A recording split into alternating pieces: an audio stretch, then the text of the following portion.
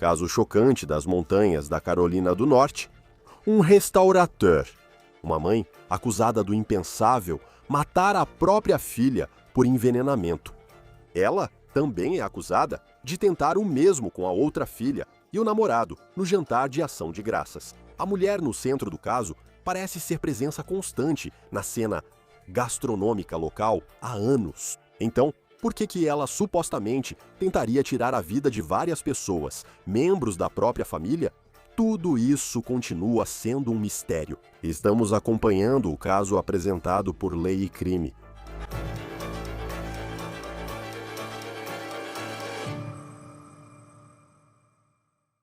Não só a mulher de quem estamos falando hoje é acusada de algo bizarro, e quero dizer, bizarro de uma forma realmente horrível.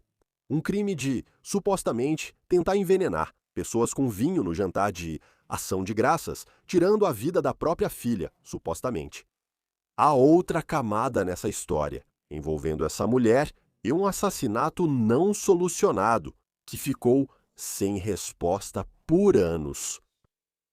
Há muito o que contar nessa história, e antes do caso arquivado, preciso contextualizar. A suspeita, uma mulher com histórico interessante, agora está no centro de uma história realmente assustadora. Agora, essa história vem das belas paisagens do oeste da Carolina do Norte, na região de Asheville. Asheville tem cerca de 100 mil habitantes, mas é um importante polo cultural do sul e destino turístico. Tem boa comida, cervejarias e música.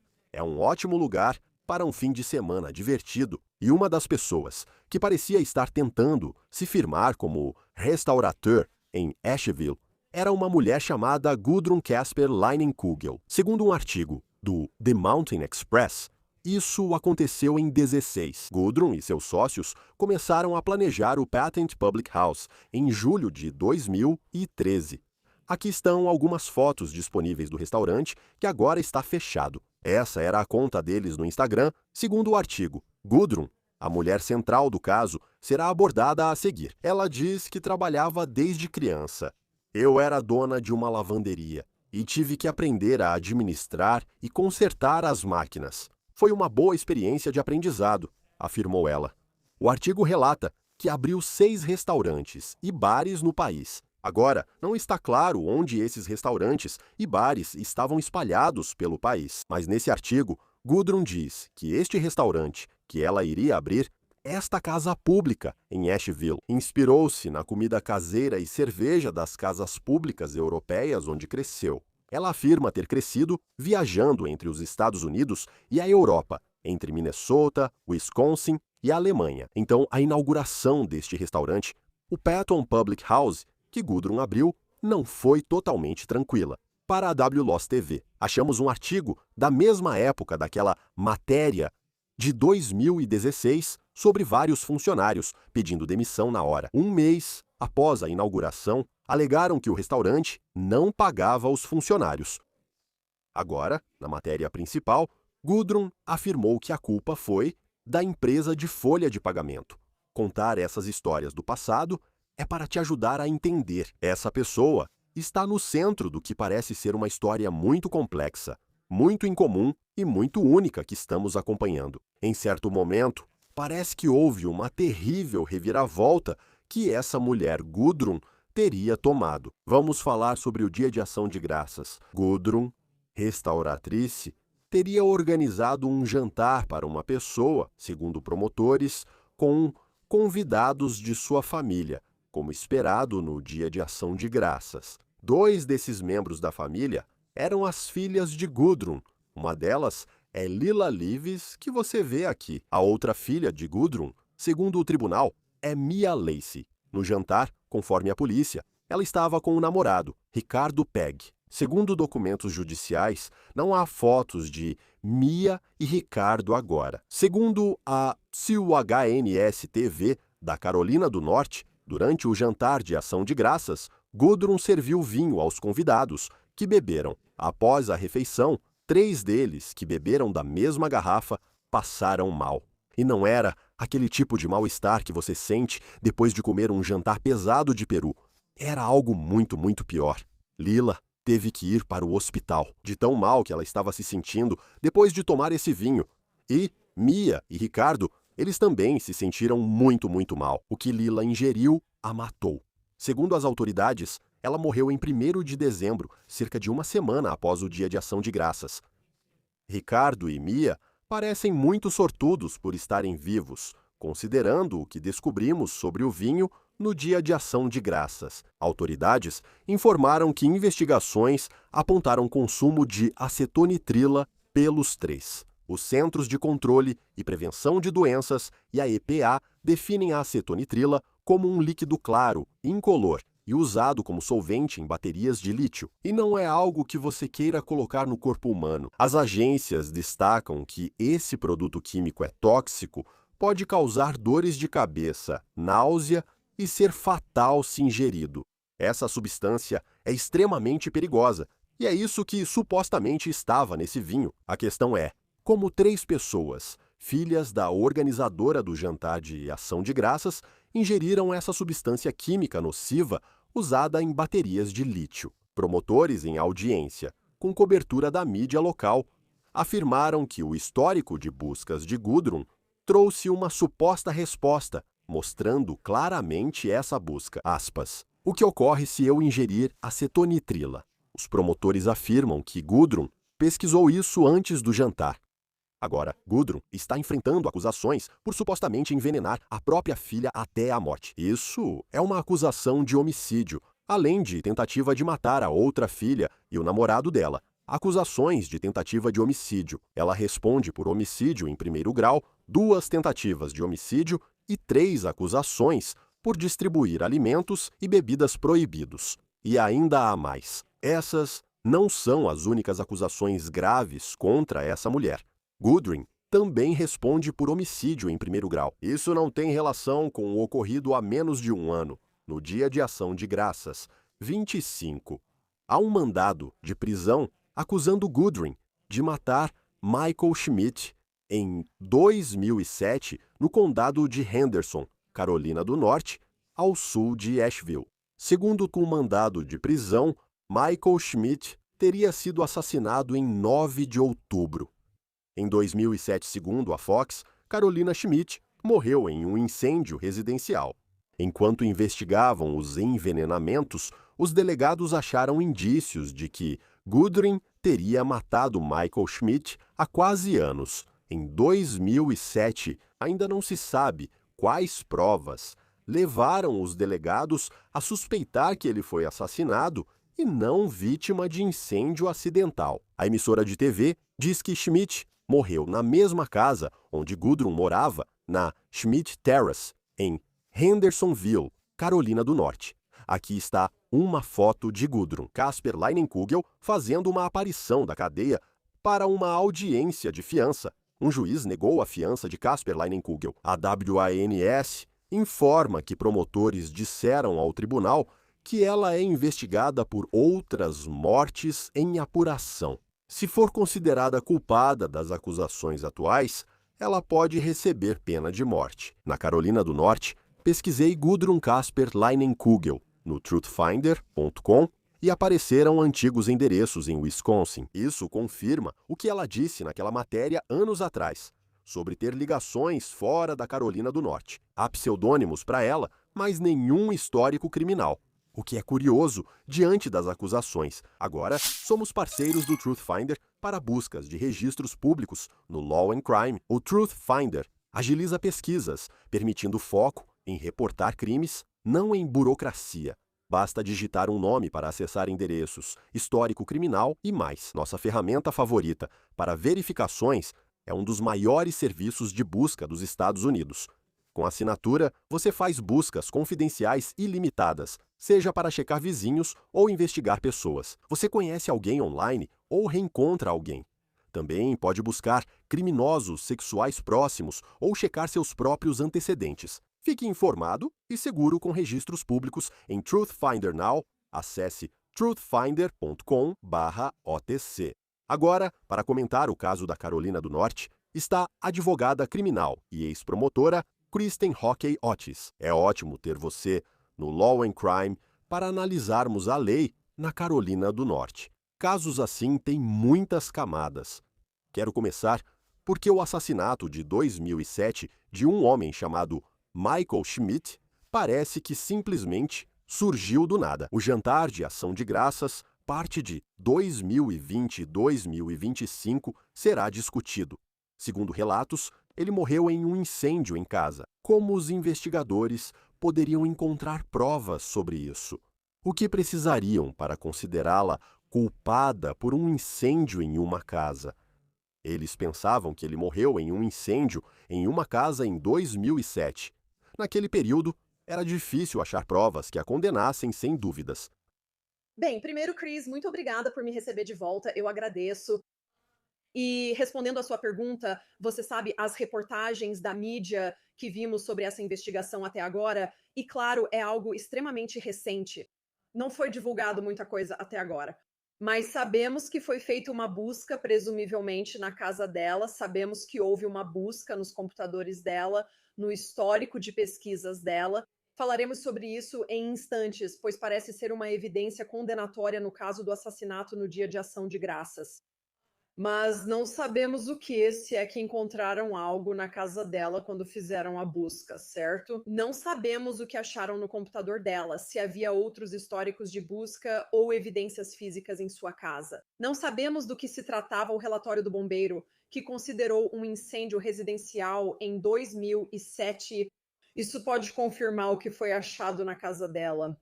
Sabe, não sabemos se havia possivelmente diários, agendas, coisas assim, evidências de uma ligação que ela tinha com aquela pessoa.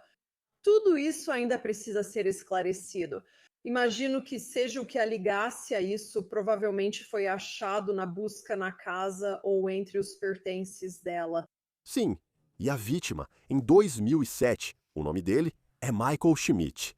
E ele morreu, de acordo com o que a mídia local conseguiu descobrir sobre o caso de 2007. Ele faleceu na casa onde Gordon Casper Leinenkugel vive hoje, na Schmidt Terrace, em Hendersonville, Carolina do Norte. Então essa é a cena onde esse incêndio residencial supostamente aconteceu. Você está no Dia de Ação de Graças, dia 25. Até agora, sabemos que há uma substância química muito tóxica e possivelmente fatal. Isso estava no vinho bebido pelas 3 pessoas. Depois, há o histórico de buscas que ela teria pesquisado. Você sabe o que acontece se alguém consome isso. Ouve de fora e pensa, caso praticamente ganho. Como um advogado de defesa encara isso? Bem, isso é uma evidência extremamente forte para o Estado, com certeza. Sabe, aquelas pesquisas no Google, eu já vi muitos casos em que isso aparece para prejudicar um réu de uma forma bem séria, sabe? Eu acho que para a defesa isso e é interessante. Ao revisar o processo, notei que ela ainda não tem advogada. Parece que ela desistiu da defensora pública para contratar uma advogada particular, o que é estranho. Aqui na Carolina do Norte, juízas normalmente nomeiam uma defensora pública para homicídio em primeiro grau. A ré pode contratar advogada particular se quiser. Mas, para garantir que os direitos de alguém sejam preservados desde o início, a juíza normalmente já nomeia uma defensora. Então, foi um pouco estranho que ela não tenha recebido uma advogada nomeada, porque não parece que ela vá sair da custódia tão cedo para poder trabalhar ou ganhar dinheiro para contratar uma advogada. Mas, dito isso, se eu estivesse entrando em um caso como esse, a primeira coisa que eu faria seria solicitar uma avaliação de saúde mental. Algumas circunstâncias deste caso são tão absurdas que quero garantir minha devida diligência, cobrindo todas as bases e certificando que minha cliente está realmente em contato com a realidade.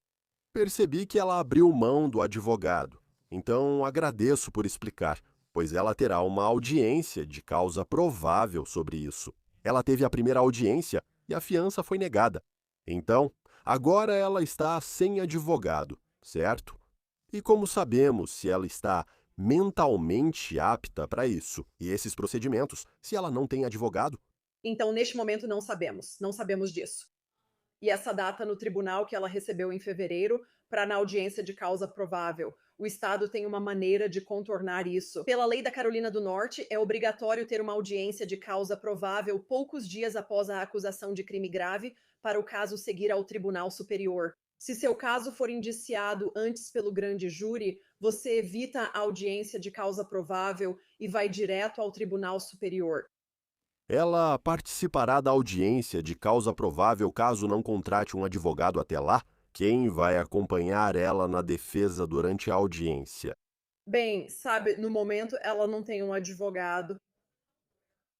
Sabe, se ela pedir ao tribunal um adiamento, porque ainda está tentando contratar um, ela pode conseguir um adiamento. Acho que ficaria surpresa se o Estado não prosseguisse e só indiciasse rapidamente. Sobre o histórico de buscas, parece incriminador. É um produto químico específico, não destinado ao consumo humano, como o CDC deixa claro. Isso termina no vinho, onde entra a ciência.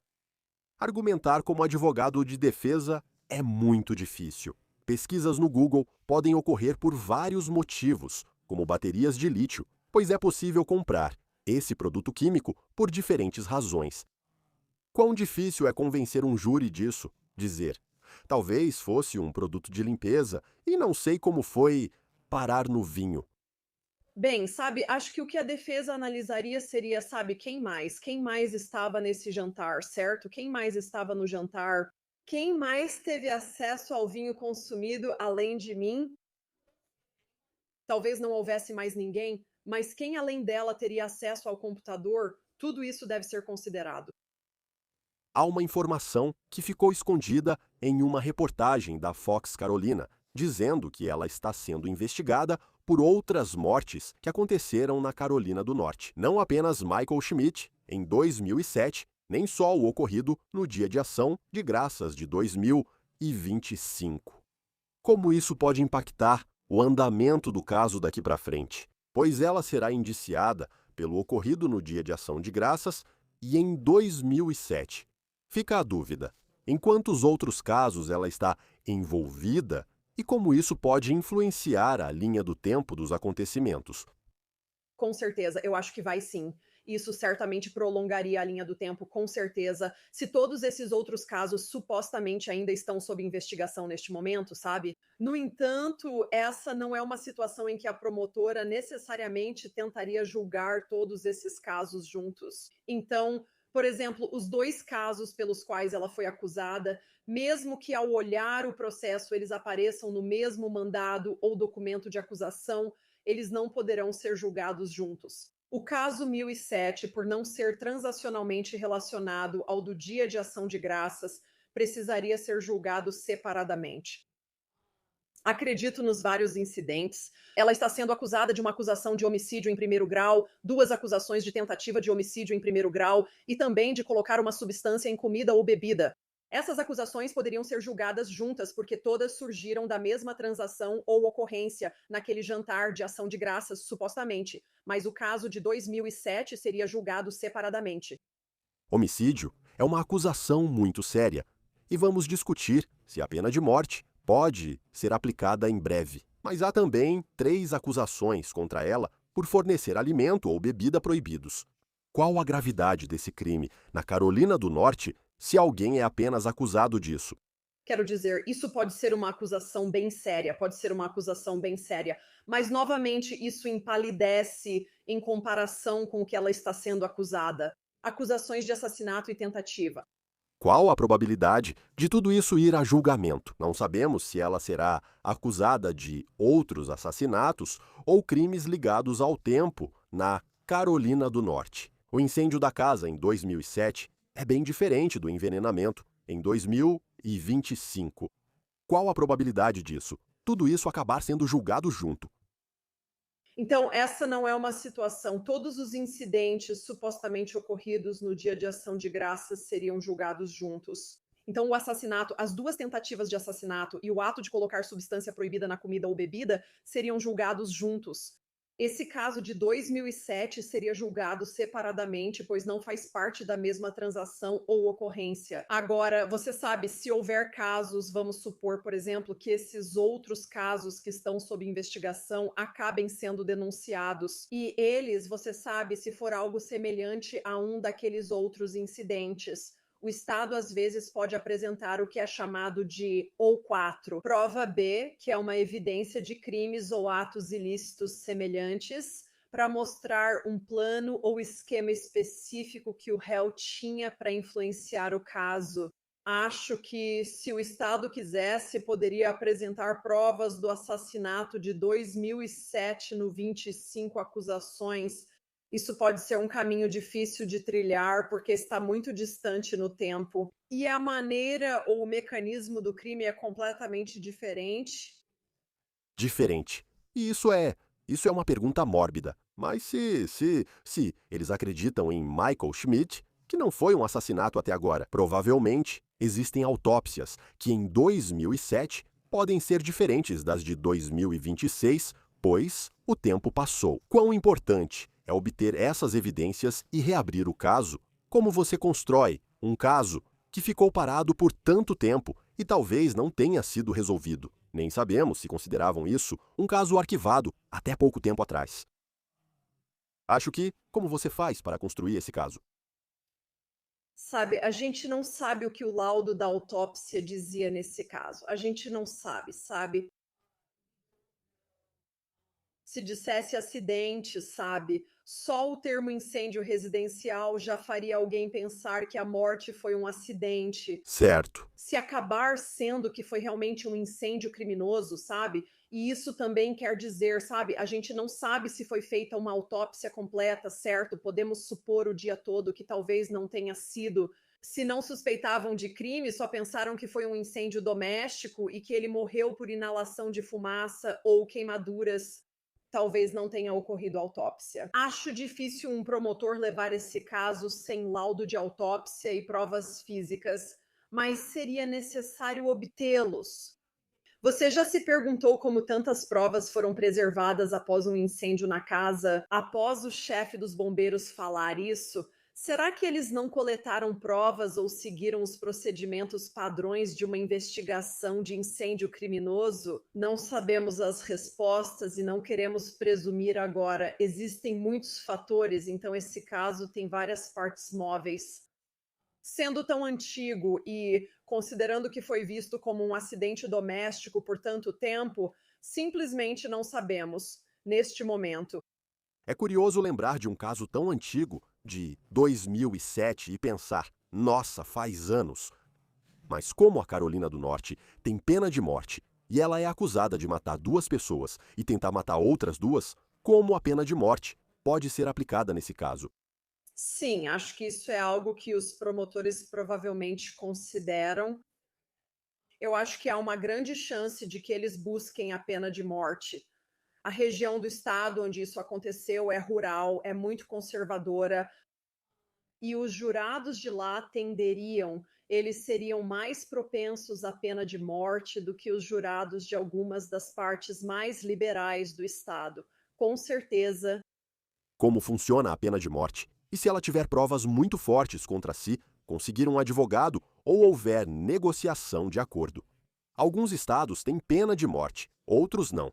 Já viu um promotor usar isso como trunfo, dizendo: podemos tirar isso da mesa? Quão valioso é esse trunfo? Só para esclarecer, não discuto se a pena de morte deve ser legal, mas nessas negociações, quão forte é esse recurso para a promotoria? É uma vantagem muito poderosa para a promotoria, não se engane, é uma vantagem muito poderosa.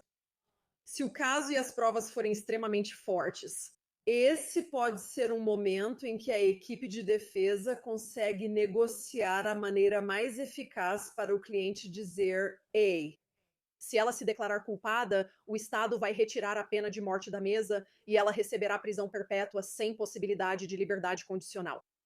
Sim, vamos ver o que acontece. No início do caso, a investigação pode trazer novidades. É uma história inacreditável do oeste da Carolina do Norte.